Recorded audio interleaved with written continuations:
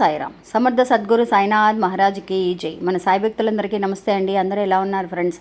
ఈరోజు వీడియోలోకి వెళ్లే ముందు బాబాగారి ఆశీస్సులు మీ అందరికీ దొరకాలని మనస్ఫూర్తిగా కోరుకుంటున్నాను. ఇంకా ఈరోజు బాబా ఏమంటున్నారు అనంటే, రేపు అతి శక్తివంతమైన వినాయక చవితి తల్లి. ఈ వినాయక చవితి రోజు రాత్రిలోపు కనుక ఈ మట్టితో చేసిన వినాయకుడిని ఒకసారి తాకుతూ ఈ కథని నువ్వు కనుక విన్నావు అనంటే నీ కష్టాలన్నీ కూడా మట్టిలో కలిసిపోతాయి అని చెప్పి బాబా అంటున్నారండి. ఎందుకు బాబా ఇలా అంటున్నారు, ఏం కథ వినమంటున్నారు అనేది ఈరోజు వీడియోలో పూర్తిగా తెలుసుకుందాం.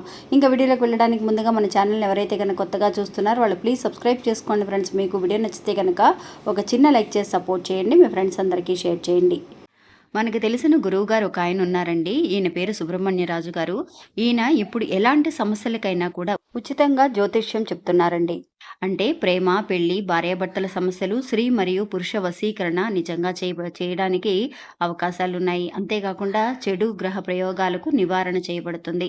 నిజంగా ఒక్కసారి ఆయనకి కాంటాక్ట్ అయ్యి చూడండి ఫ్రెండ్స్. మీకు ఫోటో మూలంగా మీ సమస్యలకి పరిష్కారాన్ని ఆయన తెలియజేస్తున్నారు. ఆయన కాంటాక్ట్ నెంబర్ ఏంటి అని అంటే 9347161073. ఇంకా వీడియోలోకి వెళ్దామండి. రేపు మహాశక్తివంతమైన వినాయక చవితి అండి. ఆ విఘ్నేశ్వరుని మనం తలుచుకుంటూ చేయబోయే పండగలన్నింటిలోనూ చాలా పెద్ద పండగ, అది కూడా మొదటి పండగ అండి మనకి విఘ్నేశ్వరుని పూజించడం. ఆ వినాయకుడిని పూజిస్తే కనుక మనకి ఎలాంటి కష్టాలున్నా కూడా విఘ్నాలున్నా కూడా తొలగిపోతాయి అనేది ఒక ఐదీకంగా చెప్పబడుతుంది. అలాంటి వినాయక చవితి రోజున మనం గనక బాబాగారు చెప్పినట్టుగా ఈ మట్టితో చేసిన వినాయకుడికి చాలా విశేషం ఉందండి. చాలామంది కూడా వినాయక చవితి రోజున అందరూ కూడా మట్టితో చేసిన వినాయకుడిని తీసుకొచ్చి మన పూజలు చేస్తూ ఉంటాము. చాలామంది అండి ఇక్కడ చెన్నైలో కొంతమంది ఏం చేస్తూ ఉంటారంటే కలర్లు వేసిన ఒక వినాయకుడిని తీసుకొచ్చి పూజలు చేస్తూ ఉంటారు. కానీ అలా కాకుండా మట్టితో చేసిన వినాయకుడిని తీసుకొచ్చి పూజ చేయటమే మంచిదండి.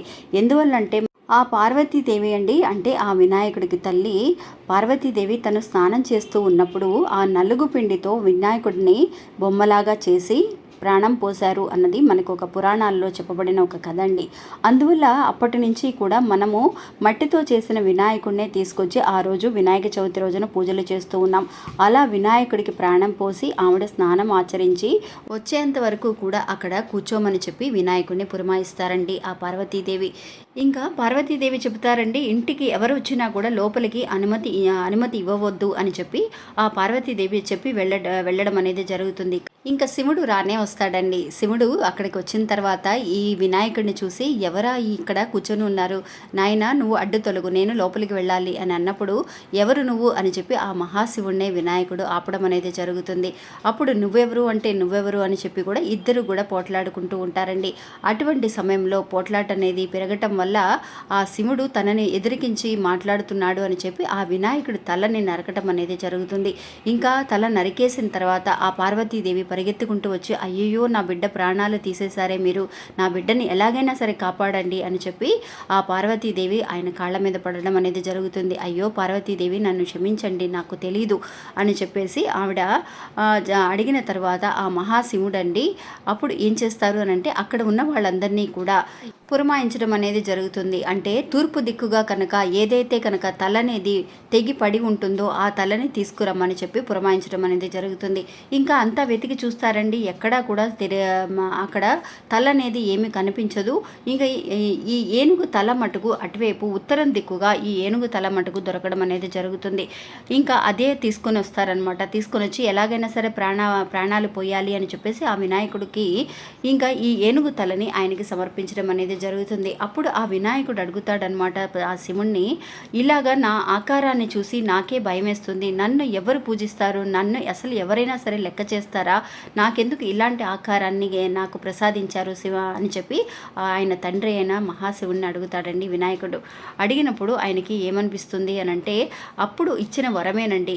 ఎలాంటి గుడికి వెళ్ళినా కూడా ఫస్ట్ నీ దర్శనం చేసుకున్న తర్వాతే మిగతా దేవుళ్ళని దర్శనం చేసుకోవాలి అన్న ఒక వరాన్ని ఆ వినాయకుడికి ఇవ్వడం అనేది జరిగింది. అందువల్ల మనం ఏ గుడికి వెళ్ళినా కూడా అండి ఫస్ట్ వినాయకుడికి దండం పెట్టుకొని మనం లోపలికి వెళుతూ ఉంటామన్నమాట. అందువల్ల ఆ వినాయకుడికి అంత పెద్ద కథ ఉందండి. ఇంకా కూడా మనం ఆయన గురించి చెప్పుకుంటూ వెళుతూ ఉంటే కనుక ఆ సమంతకమణి కథ అనేది ఉంది. రేపు ఎవరైనా కూడా అండి వినాయక చవితి రోజున ఖచ్చితంగా ఈ సమంతకమణి కథ గురించి తెలుసుకోండి. పుస్తకాలలో ఉంటుంది కాబట్టి అది చదవండి. చదవకపోయినా కూడా వినండి. వినిన తర్వాత అక్షంతలను తల మీద వేసుకుంటే కనుక మనకి ఉన్న నీలాప నిందలన్నీ కూడా తొలగిపోతూ ఉంటాయి. మన అనవసరమైన నీలాప నిందలు ఏదైనా సరే మన మీద ఉండి మన చెయ్యని పనులని మనం చేశాము అని చెప్పి ఎంతోమంది బాధపడుతూ ఉంటాం. అలాంటి నీలాప నిందలు తొలగిపోవాలి అని అంటే కనుక రేపు ఈ వినాయకుడికి పూజ చేసిన తర్వాత నిజంగా మీరు అందరూ కూడా అండి ఇలా అక్షంతలని మీ తల మీద వేసుకోవడం అనేది చాలా ముఖ్యం. అంతేకాకుండా అండి మట్టితో చేసిన వినాయకుడికి చాలా విశేషమని చెబుతూ ఉన్నాం కదా. అందుకోసం అని చెప్పి ఒక చిన్న కథ అండి. ఒక ముసలావిడ తనకి నిజంగా అండి మనం విఘ్నేశ్వరుని పసుపుతో కూడా మనం చేస్తూ ఉంటాం. ఒక చిన్న ముద్దలాగా చేసి అక్కడ పెట్టి విఘ్నేశ్వరునిగా పూజిస్తూ చేస్తూ ఉంటాం. కానీ ఒక ముసలావిడ వినాయక చవితి రోజున ఇలాగే మట్టితో చక్కగా వినాయకుడు ఎలా అయితే ఉన్నాడో అందంగా చక్కగా అలా చేసి ఆ రోజు ఆవిడ ఇంట్లో అలంకరించడం అనేది జరిగిందండి. ఇంకా మనం ఎక్కడ కూడా పెద్ద పెద్ద గుళ్ళల్లో కూడా పూజలు చేసేవాళ్ళు కానీ పెద్ద పెద్ద మండపాలు కానీ పందిర్లు వేసి పూజలు చేసేవాళ్ళు కానీ చాలా పెద్ద విగ్రహాలను పెడుతూ ఉంటారండి. ఎంతో అందంగా వినాయకుడు వస్తాడని ఆయనకి చక్కగా ఇలాగ ఆయనకి నచ్చిన ఉండ్రాళ్ళని పెట్టడం కానీ పాలవెల్లి మనం కడుతూ ఉంటాం కదా ఇంట్లో కట్టేసేసి మనకి ఏదైతే కాయలు ఫ్రూట్స్ అండి మనకి ఏదైతే కనుక చక్కగా పళ్ళు దొరుకుతూ ఉంటాయి అవన్నీ పెడుతూ ఉంటాము. ఖర్జూరపు కాయలని వడపప్పు అని పానకాన్ని మనకి అన్ని రకాలుగా మనం ప్రసాదం ఆయనకి పెడుతూ ఉంటామండి. కానీ అండి ఆ ముసలావిడ ఇలాగా తన ఇంటి దగ్గర ఉన్న మట్టితోటి ఇలా వినాయకుడిని చేసి ఆ ఇంట్లో పెట్టడం అనేది జరిగిందనమాట. నిజంగా ఆవిడ దగ్గర ప్రసాదం పెట్టడానికో లేదంటే కనుక ఆవిడకి ఇంకా ఏదైనా పలహారం కొనుక్కొచ్చి చేయడానికో ఆవిడకి పెద్దగా ఆవిడ చేతిలో ఏమీ లేవండి. అందువల్ల తను ఏం చేసిందంటే తన ఇంట్లో ఉన్న నూకలండి అంటే బియ్యం నూకలు ఉంటాయి కదా ఆ బియ్యం నూకలని పొడి చేసేసి ఆ బియ్యం పిండితో కొంచెం ఉండ్రాళ్ళని చేసి ఆయనకి పెట్టడం అనేది జరిగిందండి. ఎందువల్లంటే ఆయనకి ఉండ్రాళ్ళంటే చాలా ఇష్టం అండి. ఎంతమంది భక్తులు అందరిళ్ళకి కూడా ఈయన వెళుతూ ఉంటారు. ఏ భక్తులైనా సరే ఎలాంటి భక్తులైనా ఉండ్రాళ్ళు పెడితే కనుక ఆయన ఫస్ట్ తినే నైవేద్యం ఏంటి అని అంటే ఉండ్రాళ్ళండి. అందువల్ల ఎలాంటి పూజ చేసి ఎంత పెద్ద పూజలు చేసేవాళ్ళైనా సాధారణంగా మామూలుగా పూజ చేసేవాళ్ళైనా సరే ఉండ్రాళ్ళని బియ్యంతో చేసిన బియ్యం పిండితో చేసే ఉండ్రాళ్ళని బియ్యాన్ని బెల్లాన్ని కలిపి మనం చేస్తూ ఉంటాం కదా అలాగా ఉండ్రాళ్ళని చేసి పెట్టండి. ఆ ముసలావిడికి తెలుసో తెలియకో ఆ రోజు బియ్యం పిండి నూకలతో చేసిన ఉండ్రాళ్ళని పెట్టారండి. పెట్టిన తర్వాత వినాయకుడు అండి నిజంగా ఆయన వాహనం ఎవరు అనంటే ఎలుక. అందువల్ల ఎలుక రూపంలో ఆయన రావడం ఆ ఉండ్రాళ్ళని తినడం అనేది జరిగిందనమాట. నిజంగా ఎప్పుడైతే కనుక ఆ ఉండ్రాళ్ళని ఆవిడ అలాగా ఆ ఎలుక రూపంలో వచ్చిన వినాయకుడు తినడం అనేది జరిగిందో ఇంకా అప్పటి నుంచి కూడా అండి ఆవిడికి ఎంతో పెద్దగా మనం పూజలు పరిహారాలు చేస్తూ ఉన్నాం. ఎన్నో రకాల అభిషేకాలను పెద్ద పెద్ద విగ్రహాలను చేస్తున్నాము. ఎన్నో రకాలుగా అలంకరిస్తూ ఉంటాం. అలా చేయకపోయినా సరే చాలా చిన్నగా కొంచెం మట్టితో బంక మట్టితో ఆవిడ విగ్రహాన్ని చేసి ఆవిడ పెట్టిందండి. కొంచెం ఉండ్రాళ్ళని చేసి పెట్టిందనమాట. అందుకు ఆ భగవంతుడి కదిలొచ్చాడనమాట. నిజంగా ప్రేమతో మనం చేయాలి అని అనుకున్న విషయం ఏదైనా కూడా అండి మనకి నెరవేరుతుందనమాట. అలాగ చేసిన తర్వాత మనం మూడో రోజు సాధారణంగా వినాయక చవితి చేసిన తర్వాత మూడో రోజు ఐదో రోజు మనం తీసుకువెళ్ళి నీళ్ళల్లో కలిపేస్తూ ఉంటాం ఆయన్ని. అంటే ఎక్కడైనా సరే నదులు కానీ లేదంటే ఇప్పుడు కొంచెం వర్షాలు అవి ఎక్కువగా ఉన్నాయి కాబట్టి నిజంగా ఈ వినాయక చవితి ఈసారి మనం చేసుకోవడం అనేది చాలా తక్కువ మంది మనం చేసుకోగలుగుతామని మన అందరము కూడా విచారించవలసిన ఒక విషయం అండి. అందువల్ల మీరు చేసినా చేయకపోయినా కూడా ఇలాంటి ఒక మట్టితో చేసిన వినాయకుడి విగ్రహాన్ని అయినా సరే మీరు చూడండి, మనసులో తలుచుకోండి. ఇలా బంక మట్టి మీకు దగ్గరలో మట్టి దొరికినా కూడా అది ఒక చిన్న ముద్దలాగా చేసే పెద్దగా బొమ్మలు తీసుకొచ్చి వినాయకుడిని పూజించాలని ఏమీ లేదు. మీకు వీలైనంత వరకు కూడా సాధ్యమైతే కనుక ఇలాంటి మట్టితో చేసిన ఇలాంటి కష్టాలండి ఈ వరదల్లో ఇరుక్కుపోయి మనం బాధపడుతూ ఉన్నాం కదా ఈసారి అలాంటి కష్టాలన్నీ ఏమీ రాకుండా మనకి మట్టితో కలిసిపోవాలి. ఇప్పటితో ఇలాంటి ప్రళయాలు అన్నీ కూడా ఏమీ రాకుండా ఆగిపోవాలి అని చెప్పి ఆ వినాయకుడిని కోరుకుంటూ మన విఘ్నేశ్వరునికి సంబంధించిన మంత్రాలు అనేవి ఎన్నో ఉన్నాయండి.